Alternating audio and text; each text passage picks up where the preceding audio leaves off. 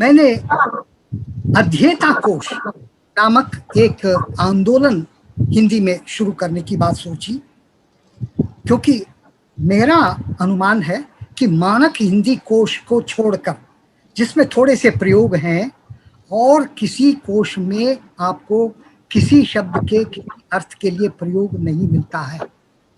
ज्ञान मंडल का कोश, उसकी मैं थोड़ी सी और चर्चा आगे करूंगा, इसमें किसी भी शब्द का कोई प्रयोग नहीं मिलता है। हो सकता है कि 1000 शब्दों में एक शब्द में कहीं प्रयोग दे दिया गया हो आवश्यकता देखते हुए, लेकिन मैं ये मानकर चलता हूँ कि अहिंदी भाषी, चाहे वो अन्य भाषा भाषी हों भारत के या विदेशी हों, जब वे भाषा सीखना शुरू करते हैं तो पहले स्तर से लेकर आखिरी स्तर तक, आखिरी कुछ होता नहीं है, वो आजीवन है, तो उस स्तर तक उन्हें 2 चीज़ों की सबसे बड़ी आवश्यकता होती है, कोश और व्याकरण। और वो जो कोश चाहिए उसके संदर्भ में ही मैं कह रहा हूँ कि वो कोश जो छात्रों के लिए है, अध्येताओं के लिए है, उसे हम अध्येता कोश कहेंगे। ये बता रहा हूँ कि अध्येता कोश प्रयोगों पर आधारित है, जबकि सामान्य कोश पर्यायों पर आधारित है। अब पर्यायों के संदर्भ में कुछ कठिनाइयां हैं, वो कठिनाई आपको यहाँ मैं बताता हूँ। सामान्य कोश प्रायः मातृभाषी के लिए हैं, क्योंकि जो प्रयोग दिए जाते हैं उनको समझना अध्येता के लिए मुश्किल है। और संदर्भ कोश में व्याख्या या पर्याय दिए जाते हैं। मैं सामान्य कोश को संदर्भ कोश कहूंगा, रेफरेंस डिक्शनरी। और ये एक प्रकार से थेसॉरस का पूर्व रूप है, यानी कि थेसॉरस में जिस तरह से एक अर्थ क्षेत्र से जुड़े हुए 8-10 शब्द दे दिए, तो आपने यहाँ भी 8-10 शब्द दे दिए। अध्येता कोश उन पाठकों के लिए है जो हिंदी सीख रहा है, बिल्कुल नहीं जानता है, और उसे उस पर्याय का अर्थ न मालूम हो तो उसके लिए कोई मतलब की चीज नहीं। अब ये कठिनाई मैंने पर्याय के संदर्भ में थोड़ी सी देखने की कोशिश की।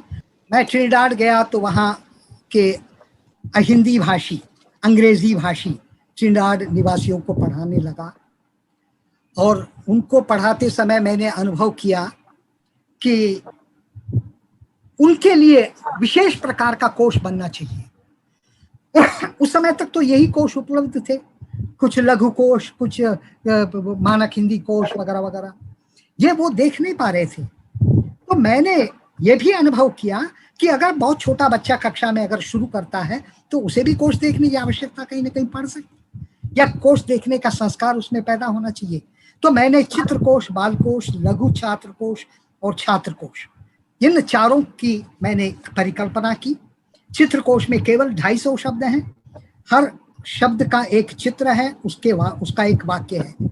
लेकिन आप देखिएगा एक बहुत रोचक काम, मैंने न केवल वहां पर प्रयोग दिया, क्योंकि वाक्य प्रयोग है उसका, बल्कि उसके साथ अभ्यास भी दिए। अध्येता कोश की सबसे बड़ी विशेषता यह है, इसकी प्रमुख एक विशेषता है कि अध्येता कोश में मैं भिन्न भिन्न प्रकार के अभ्यास देता जाता हूँ। आज तक हिंदी में कोश के संदर्भ में एकमात्र प्रश्न आता है, इन शब्दों को अकारादि क्रम में करो, जबकि हिंदी का अकारादि क्रम अभी कभी कभी खुद ही डामाडोल है। उसमें ज और फ का कहाँ स्थान है मैं नहीं जानता, र और र का कहाँ स्थान है मैं नहीं जानता। लेकिन यही एक प्रश्न आता है। मैंने अपने छात्र कोश में 50 तरह के अभ्यास दिए हैं, और ये 50 तरह के अभ्यास में एक अभ्यास का मैं उल्लेख करूंगा, मेरे पास समय की कमी है।